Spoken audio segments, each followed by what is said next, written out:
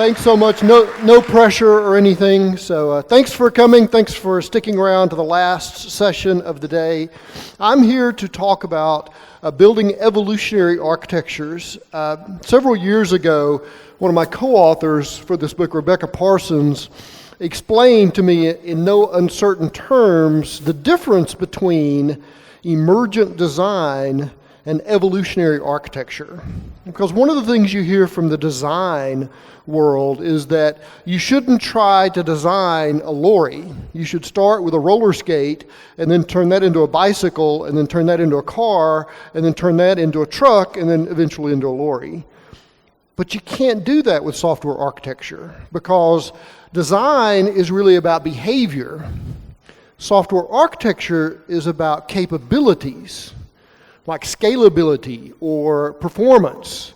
And you can't design a roller skate that has the same capabilities as a lorry and just sort of keep building stuff onto the roller skate to make it support what a lorry will support. But you can evolve an architecture, and that's what I'm going to be talking about today.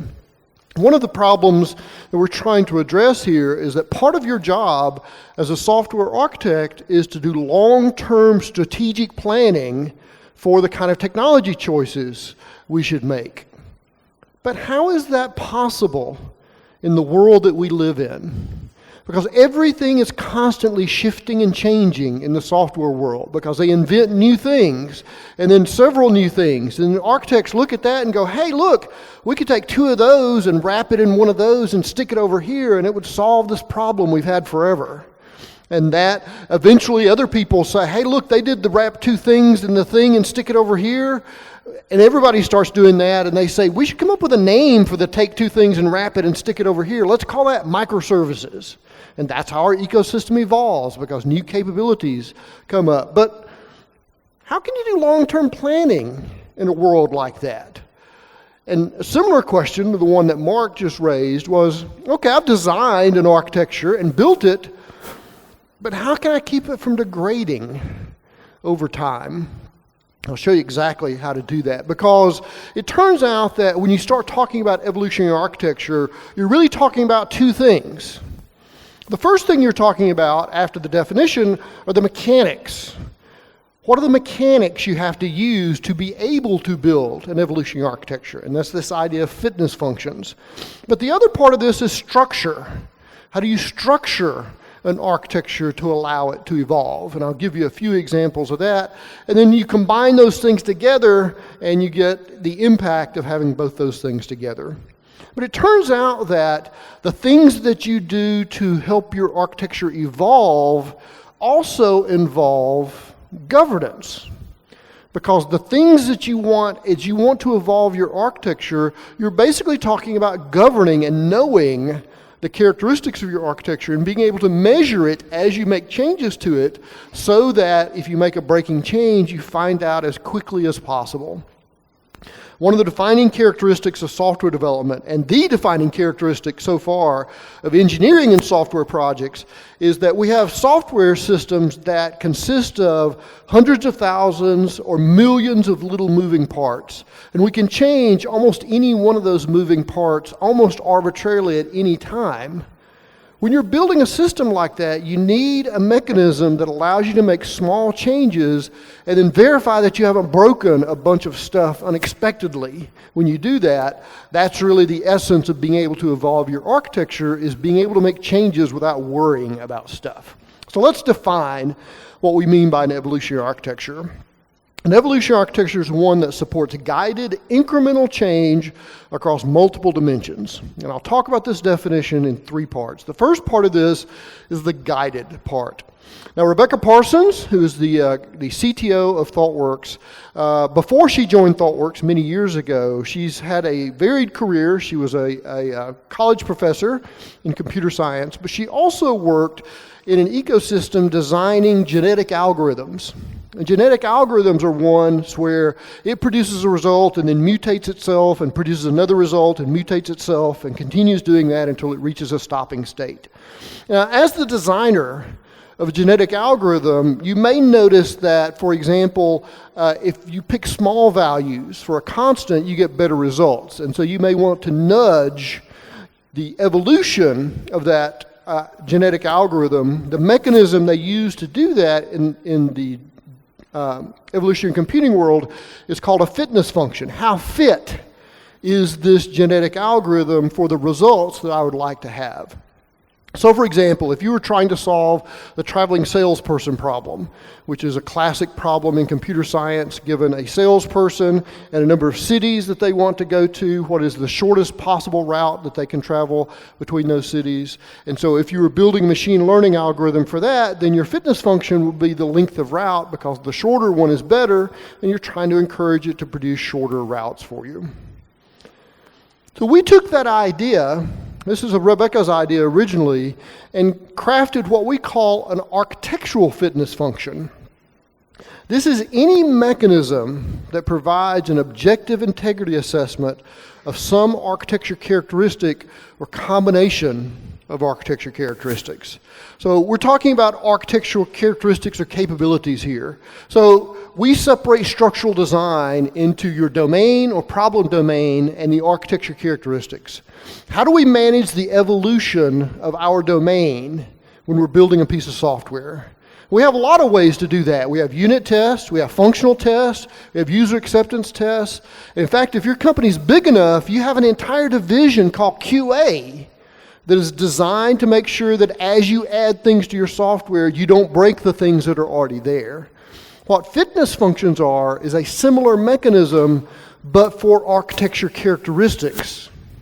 It's like unit tests, but for the capabilities of your system, not the behavior of your system. I'll show you a bunch of examples of these as we go along. That's the guided part of evolutionary architecture. The second part is about what I alluded to before, the ability to incrementally change your architecture and not break it.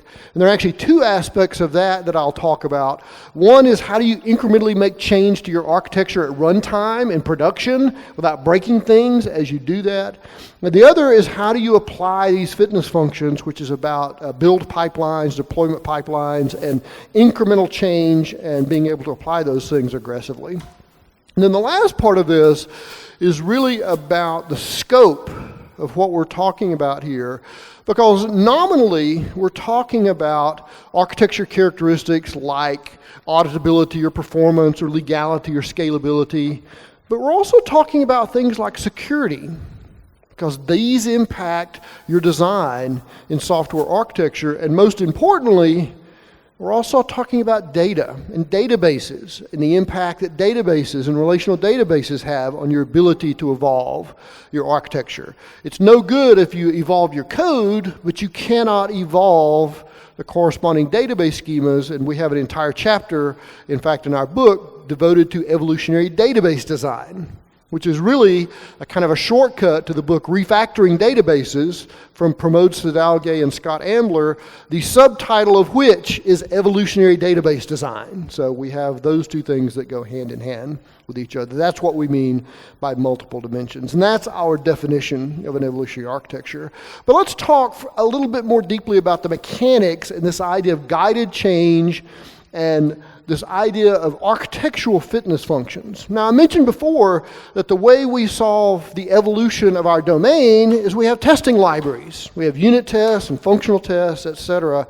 But architecture characteristics are more complicated than that, because some things we need to test the runtime behavior of our system, like performance or scalability, elasticity. I can't run a unit test to do that. I need monitors in DevOps to be able to do that. That's exactly the kind of fitness function Mark was alluding to earlier about what is our scale over time. That's a monitor that runs in a production. Chaos engineering, which I'll talk about in a second, is an example, because it's testing availability in a cloud ecosystem to stress test it to see if it's going to work correctly or not. There are unit testing libraries that you can use, like ArcUnit, which I'll talk about in just a second. Metrics you can use to assess the quality and the structure of your architecture. And additional mechanisms. We first wrote about this in 2017, and over time, more and more of these mechanisms have come along to allow you to do this automated governance. So let me give you a concrete example of one of these. And this is a good example because this is one of those places where the universe is actively fighting you.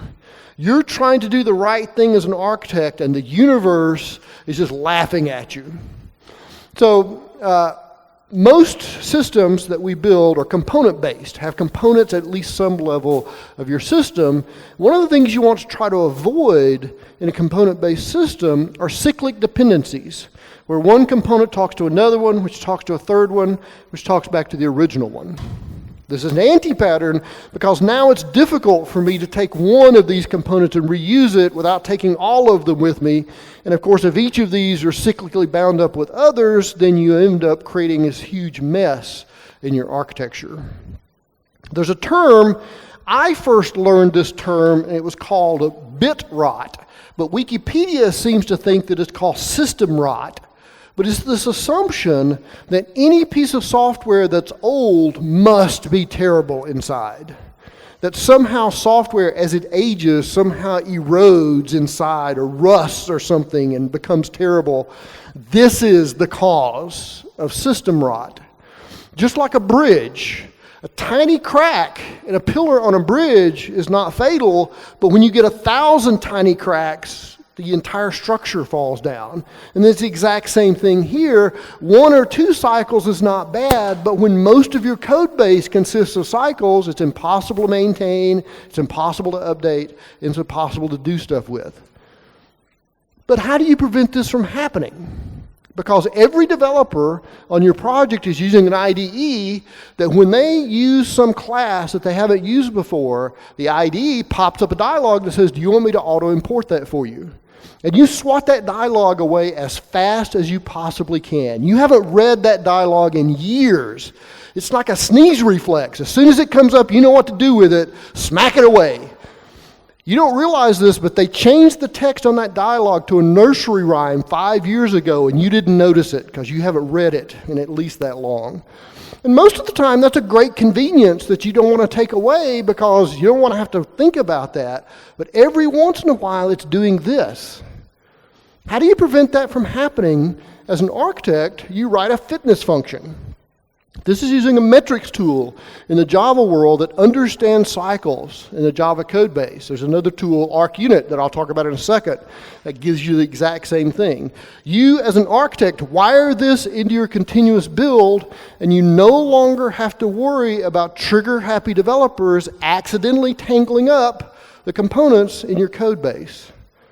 This is automated architectural governance. I'm governing the way my components are wired together in my architecture and allowing me to evolve more gracefully. It's any mechanism that allows you to do this. But it's not just metrics and not just unit tests. Another common example is in distributed architectures like microservices, where I have integration dependencies between services.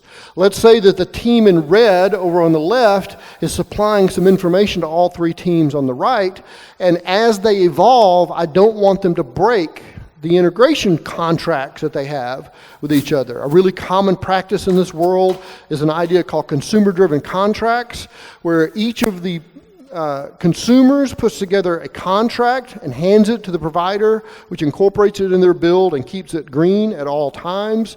If the provider changes and it doesn't break anything, that's cool. If it does break something, and that's a placeholder for conversation to get the teams back together and reestablish that contract so they can keep working without constantly worrying about bumping into each other and breaking the integration points in that architecture.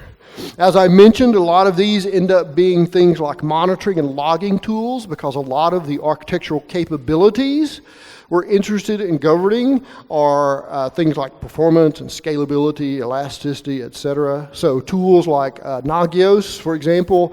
Now, just using a monitoring tool does not mean you have a fitness function. Setting an alert when it reaches a certain undesirable level converts a monitor into a fitness function. Remember, it's an objective assessment. is a fitness function. So one of the things that we try to do is boil things down to objective measures as much as we can in architecture. A good example of how this is often used in things like microservices or synthetic transactions, where I set a flag and then send a transaction through my production ecosystem to see exactly how long it takes in production. Common technique for monitoring things like performance. Mark, in his last talk, mentioned ArcUnit. This is one of a number, a family of tools that have come along that allow architects to write unit tests, but to test the structure of their code. Mark didn't mention this one, but it comes predefined with some coding rules like this one. No classes should throw generic exceptions. There's my pointer. So as an architect, you may be annoyed by lazy developers who throw generic exceptions rather than subclassing it, because when you catch a generic exception, you have to parse the string to figure out why it was thrown. If that annoys you, you can put that in your build. No more generic exceptions in your code base. They have to subclass it properly. What if you're in an ecosystem where you decided to use a third-party logging solution? How do you prevent developers from accidentally using the one that's built into the platform? Well, here's how you do that. No classes should use Java util logging. So this lets you govern what people can use, what they can't use. You can filter and say they can use this part of this framework, but not these other parts of this framework. You can control things like naming conventions to make sure that your code is more consistent and maintainable. This is what Mark was talking about, these structural tests. If I have something like a layered architecture with presentation and business and data access, when I hand this to developers, how do I know they're going to implement this correctly? Either because they don't understand the importance of the structure, or maybe you're in an environment where it's better to ask forgiveness and permission, and you only find out later that somebody cheated on this for performance reasons or something like that. This is where this kind of structural unit test comes in. No classes that reside in a package service should access classes that reside in a package controller. This is exactly what Mark was showing you before. This is also, you can build your own custom governance rules. There's an entire generics library inside ArcUnit that lets you build highly customized governance rules around what can be instantiated and what can't, and in what situations it can be instantiated. As Mark mentioned, more and more platforms are seeing these tools. This is the .NET equivalent of ArcUnit, which is NetArcTest, which gives you the same kind of fluent matchers that we saw in Unit, or ArcUnit. So I showed you this cyclic dependency function. It's like, okay, well that's cool enough, but the problem is it's not really practical for my current code base, because this really only looks at one compilation unit. But I don't care as much about that. Here's the thing I want to find out. I have microservices, I have an orchestrator, and I have 3 domain services. Now I want to find out, because I have a workflow where the state of the workflow is kept in the orchestrator, I don't want any of these domain services to pass information back and forth to each other. They should only talk to the orchestrator, because otherwise my state gets messed up in my workflow. So how do I write a fitness function like that cycle test, but for this kind of ecosystem? Well, so one of the things you might do as an architect is to go and try to download a tool that somebody's already built to do this for you. But here's the problem.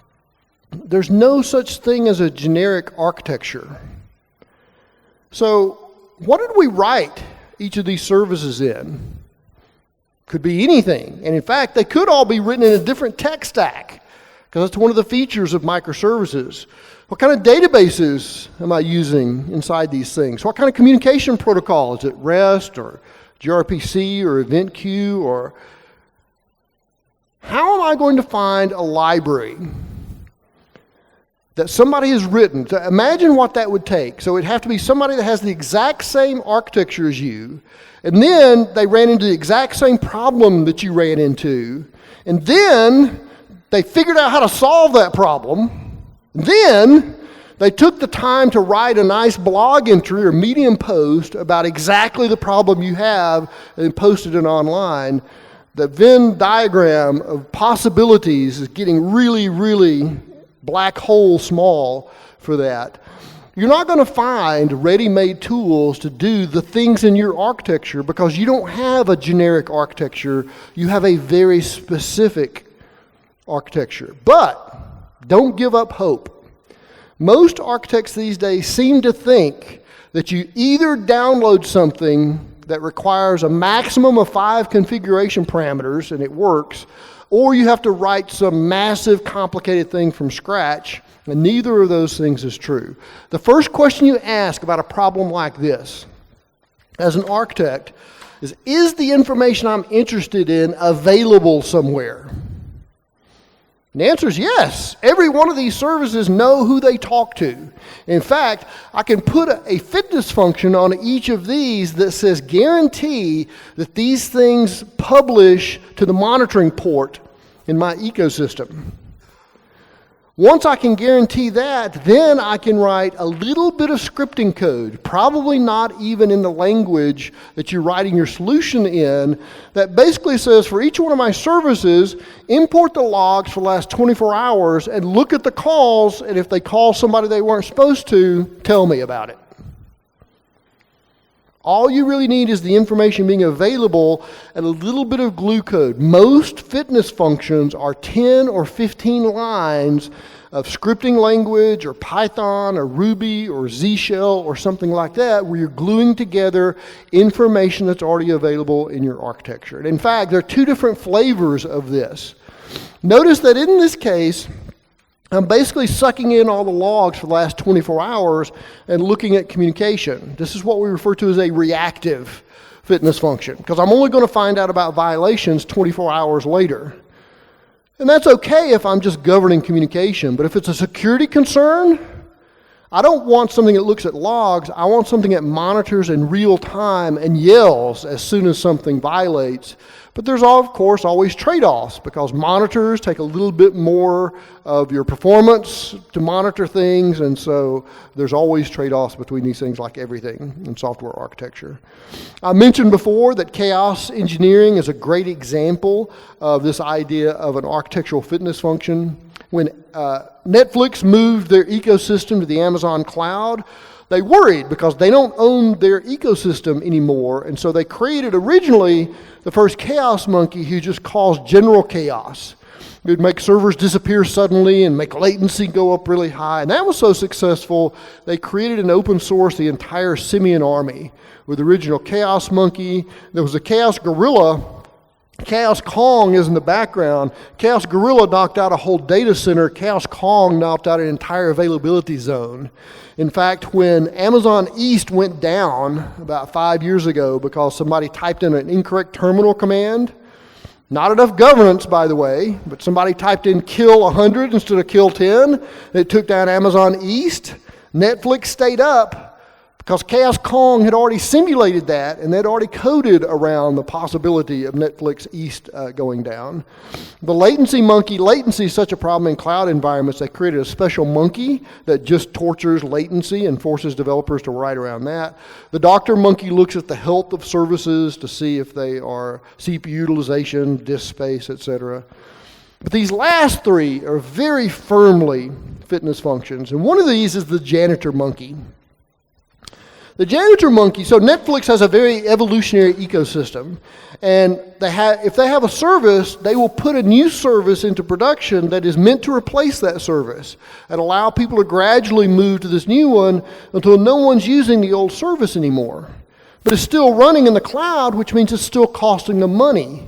What the janitor monkey does is look to see for services that no one's routing to anymore and then disintegrates them out of the cloud architecture. This is what's known as a cloud burn rate fitness function now. And a lot of companies are interested in this because moving stuff in and around your cloud can be very expensive. Now, all of these were created by Netflix and then open sourced and then eventually deprecated because they have newer ways of managing a lot of these things. Some of them found new homes. And Janitor Monkey found a new home. He's now part of Spinnaker, and he's called Swabby. SWABBIE is a fitness function you can download to monitor cloud usage and set thresholds for some of that kind of stuff. The Conformity Monkey is a monkey they wrote that let them write governance rules in their architecture. So for example, if you want to make sure that all services respond correctly to all the RESTful verbs, you could write that in the Conformity Monkey. And then the Security Monkey, as you would expect, manages security and cross-site scripting, database injection, and those sorts of faults. But this is actually a great example of the real utility of this idea of an architectural fitness function, because developers know that you shouldn't deploy containers that have security bugs in them or holes.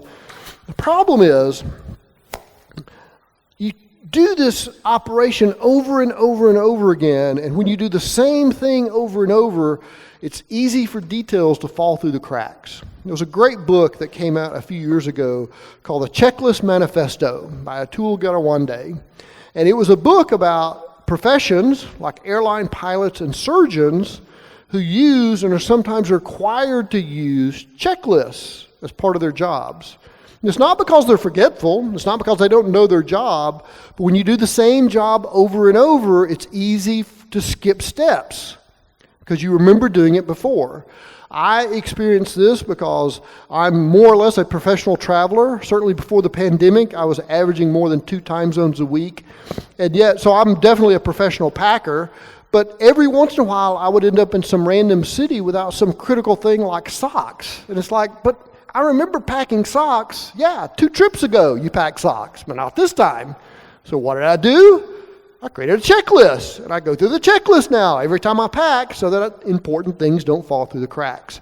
That's exactly what fitness functions are. It's a checklist written by architects for developers to make sure important things haven't fallen through the cracks. I know that you should make sure you turn the debug port off in that container before you go live, but let's just write a little verification to make sure you didn't forget it one of the times that it went live, and you never have to worry about those little things happening. So a lot of these fitness functions that we talk about are at the application level and at a very narrow scope, but you can build these at pretty much any level of your architecture. And let me give you an example of that. This is actually based on our fake company in our book that we illustrate things with. It's called Penultimate Widgets, but this is actually based on a real thing, the Equifax data breach. So back in March of 2017, there was a 0-day exploit for the Struts web framework. And the U.S. Department of Homeland Security notified all these companies that, hey, something bad has come out that you need to pay attention to. And Equifax got that notice, and so what did they do? Their security people ran around the company looking for projects that were using the affected version of Struts. And they found most of them. Most of them. Not all of them. The ones they didn't find would lead to the biggest data breach in history for a company that is supposed to do nothing but manage data. Imagine a world for just a moment where your security team has a slot in everybody's deployment pipeline. And most of the time, probably the only thing it does is make sure you don't check passwords into version control or private keys for cloud into version control or GitHub repos or something like that. But when that 0-day exploit comes out, they can write a test and insert it here that says, wake up that deployment pipeline, check their software bill of goods to see which version of this tool they're using, and if they're using this affected version, fail your build and notify the security team. Automated architectural governance. This is a lesson that we keep learning over and over again. The lesson in continuous integration. When people were doing manual integration, it was this horrible experience that you had to do over and over again. And Kent Beck figured out that the way you solve that is do continuous integration. And what was interesting about continuous integration was not only was it more convenient on a daily basis, but the amount of merge effort overall is less in continuous integration. Because when you do big bang integration, you let all these changes build up and get entangled, and then you have to do this untangling operation to get them to work again. Whereas continuous integration, as soon as it changes, you apply it, etc. We relearned this lesson during the DevOps revolution. What did you have? You had people going around manually installing operating systems and patches, and what happened? Important things fall through the cracks. How are we doing architectural governance now? Architects are running around doing architecture review boards and code reviews, and important things are falling through the cracks. What has the history of software taught us? You automate as much of that as you can, and every time you make a change, you automate checking those things to make sure they're not broken, because some things are really, really important not to be broken. Okay, so that's the mechanics. I want to touch just a little bit on the structural part of evolutionary architecture. And not so much the architectural structure, which we have a lot of, but it's kind of deep and requires a bunch of terminology, but some more common things like code reuse.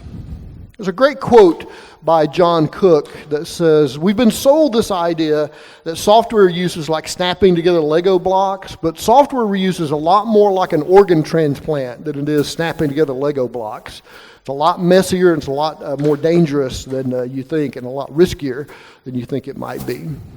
And here's a great example of exactly something that Mark was talking about before, our first law of software architecture, that everything in software architecture is a trade-off. And here's a great example of a trade-off that a lot of companies miss. Back about 10 years ago, when service-oriented architectures were all the rage, part of the strong motivation for those architectures is to maximize reuse. Because reuse in a software project is purely a force for good, right? The more we can reuse, the less code we have to write, and that's obviously just a full stop win with no negative trade-offs. Well, so you were instructed as an architect to look for this pattern. So let's say we're a big insurance company with auto and homeowners and commercial and casualty, etc. And at some point as an architect, you notice, hey, wait a minute. All of these have some flavor of customer in them. Therefore, what I should do as an architect is to build one customer service and consolidate all these different views of customer into one customer service, and just have everybody talk to that single customer service. Done. Reuse achieved at the architectural level. It turns out, though, that that is disastrous for two reasons.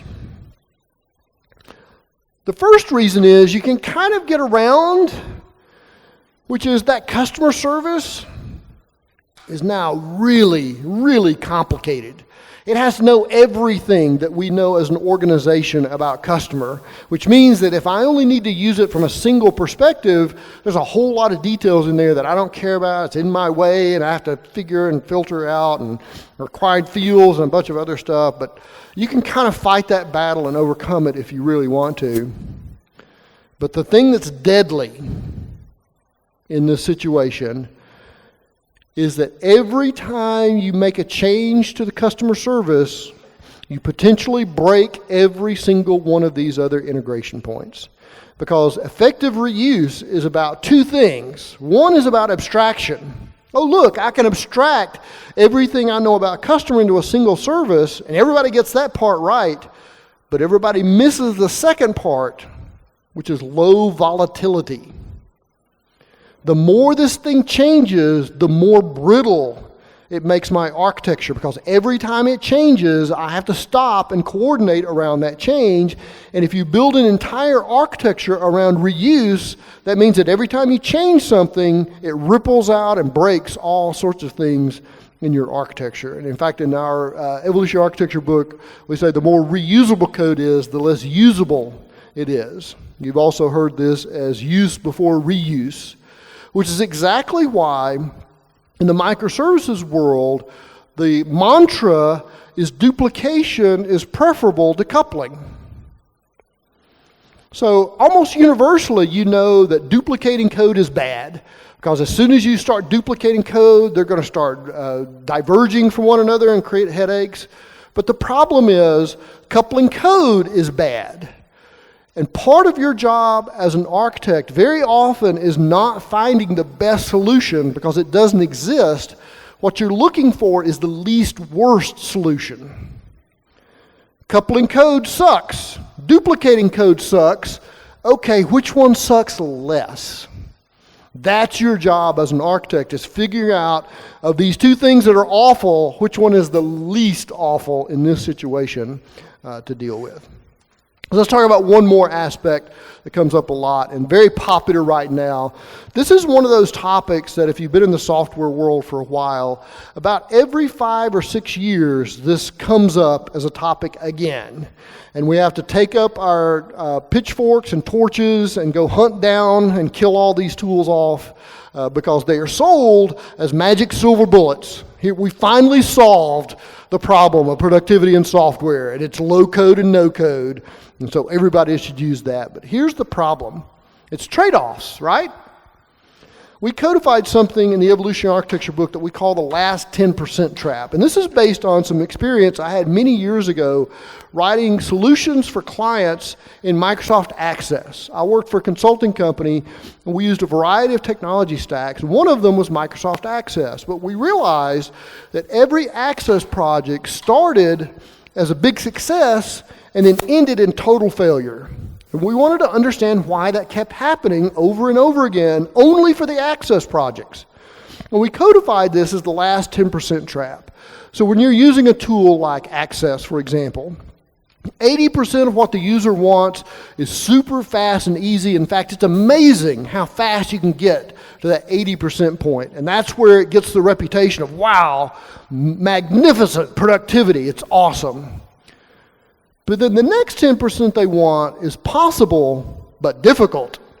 Because now you got to get underneath the abstractions of the tool, and you can kind of hack it and bend it and figure out a way to hack your way around problems. And okay, you can kind of solve that. But the problem ultimately is that last 10% is impossible. You cannot get far enough underneath the abstractions provided, and users always want 100% of what they want, and they're never satisfied with less of that.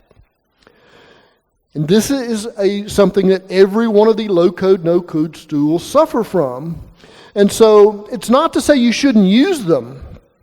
But normally when you pick new tools like that, you do Hello World to make sure it can work. Well, if your low-code environment, Hello World, you can't get to work, then you got bigger problems. What you need to do in a low-code, no-code is figure out where it's going to break and build some code around that to see, can I live with the limitations of this tool? Because none of these tools is perfect, because if it was, that's all we'd be writing software in. It wouldn't take long for the marketing hype to become reality for one of these, and everybody realized that that's what we should be using, and of course that never happened. This is exactly what happened to the 4GLs. How many people here remember the 4GLs? DBase, Paradox, FoxPro, Access, PowerBuilder.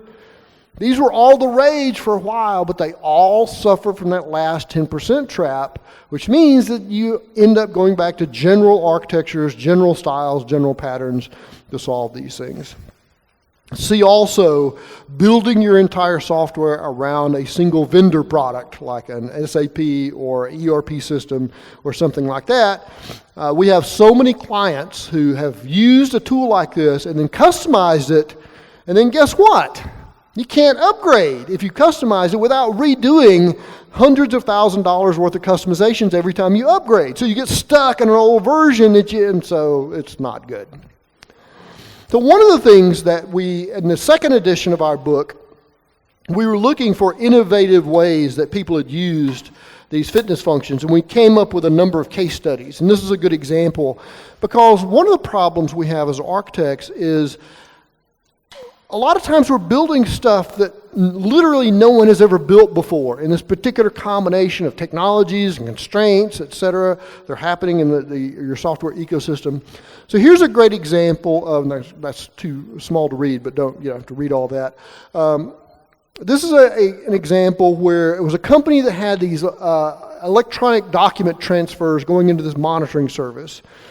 And because of data quality issues, it would kick out a certain number every day that somebody would have to manually go in and fix. And our team saw this and said, how many of these documents are getting kicked out for this manual process? And they said, it's some trivia, it's like 10 or 15% maybe. They said, wow, sure, it's a lot of these. So they actually wrote a fitness function to test it. And it turns out, you can't read it here, 40% of the messages were being lost because of data quality issues. And they realized this is not an import issue, this is a data quality issue, and we need to address this upstream and not try to fix it here at the end. But they had no way of knowing that until they actually wrote a test to see what was going on there. This is a fitness function that we end up writing a lot. In fact, we call this a fidelity fitness function, because we constantly run into the situation where I have this old system and I want to replace it with this new system. The problem is we don't fully understand how the old system produces results, but entire important markets depend on those results, and so the new system has to produce the same result as the 50-year-old spaghetti COBOL code that somehow produces a result. That's a really tricky problem, but there's always a choke point where you decide, am I calling the old thing or the new thing? And you build a fitness function right there that allows you to compare the old to the new until you resolve all those boundary cases and edge conditions. These can sometimes last for years as you gradually move old behavior into new ecosystems and check constantly, am I actually matching what's actually going on there? Now let me show you an example of how to implement something like that. And this is my impact example. This is an example from the GitHub engineering blog called Move Fast and Fix Things. It's a great example because a lot of organizations are reluctant to adopt these really aggressive agile engineering techniques because they view them as just too risky. But it turns out if you're doing really aggressive engineering, you find ways to mitigate that risk. And this is a great example because GitHub operates at really extreme scale, but they're also really aggressive in their engineering practices. They do continuous deployment.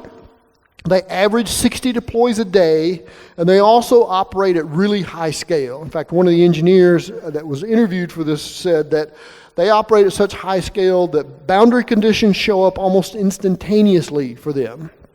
And this is about a problem they had.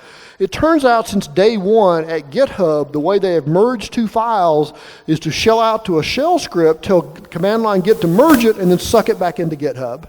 And that works perfect because command line Git knows exactly how to merge two files. The problem is it doesn't scale well, and they needed better scalability. So they finally accepted what they needed to do, rewrote their merge code as an in-memory merge code, tested it against the Git spec to make sure it was correct.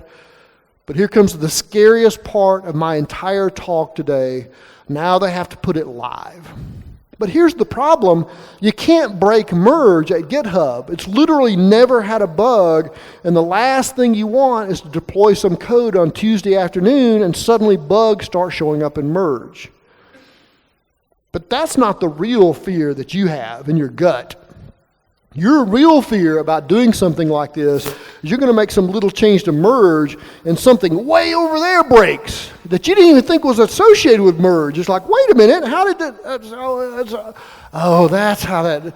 That's what keeps you from doing this, is that fear of those rippling side effects through your ecosystem. So how do you mitigate that fear? The way they did it and open sourced it so you can take advantage of it is to create this tool called Scientist. It's been ported to about a dozen other languages now. What Scientist allows you to do is conduct experiments at the architecture level. Each experiment has two clauses, use and try. Use is the old code that you're replacing, and try is the brand new code that you're trying out. So when it hits one of these experiment blocks, it always executes use, and that's what it always returns to the user. So your user never gets a surprise answer, but you can set a threshold for how often it also executes try. And for the merge experiment, for 1% of the cases, they also ran try. And when that happens, it randomizes the order in which use and try are run, measures the duration of everything, compares the results of try to use, swallows and records any exceptions, and then publishes all this to a dashboard. So here's when the experiment first went live. You can see at 2:20 a.m. they're doing a little over 2,000 merges there. If you look really closely at the bottom, you can see some tiny red tick marks. So let's zoom in on the bottom of the scale for the same time period. Here are bugs in their new code. But no user has seen any of this yet. This is all running in the background, and we're still doing continuous deployment, both this team and all the other teams. So, oh, it's a bug, let's fix it and redeploy. Oh, let's fix it and redeploy. Fix it, redeploy. They were also testing performance. The green line is the new code, the blue line is the old code, so the new code is definitely much more performant. They ended up running this experiment for 4 days until they had 24 hours with no mismatches or slow cases. Removed the old merge code and left the new merge code in place. Over the course of those 4 days, they did more than 10 million comparisons, which gave them really high confidence that that new code was doing exactly what they wanted. All that was is a fidelity fitness function masquerading as a feature toggle library with metrics attached to it. This is the way that you can do incremental change at the architectural level without worrying about breaking something in the process of doing that, even under the pressure of continuous deployment and the high scalability. So most fitness functions are local. They're global only when they're universally applied, because what we don't want to create here are architecture police states. We've realized with this fitness function idea, we've given developers a sharp stick that they can use to, given architects a sharp stick they can poke developers with. And we encourage you not to use your sharp stick to poke developers because it makes them mad. Instead, what you're building are checklists, and you're contributing to making the source code a higher quality, and you have to get them to buy into this because they're going to have to fix fitness functions that break. You have to convince them that, look, this is the way we can build on this system for long periods of time and know that we have good structural integrity. Try to avoid structural decisions that create brittleness in your architecture, and that's about controlling coupling. Don't let implementation coupling spread, because the more it spreads, the more brittle your architecture becomes. But that is basically the idea of domain-driven design and bounded context. Keeping implementation details really tightly controlled is a way to keep less brittle architecture. And as I said, developers have to collaborate on these. This is not something that's dropped through the floor of an ivory tower somewhere that people have to implement. This has to be collaborative because you're trying to build better governance, which is ultimately going to make the developers' jobs easier because there are more protections around the things that they're building. So again, no architecture police states. That's it. Thanks very much for coming. Hope you found something useful, and thanks for coming today.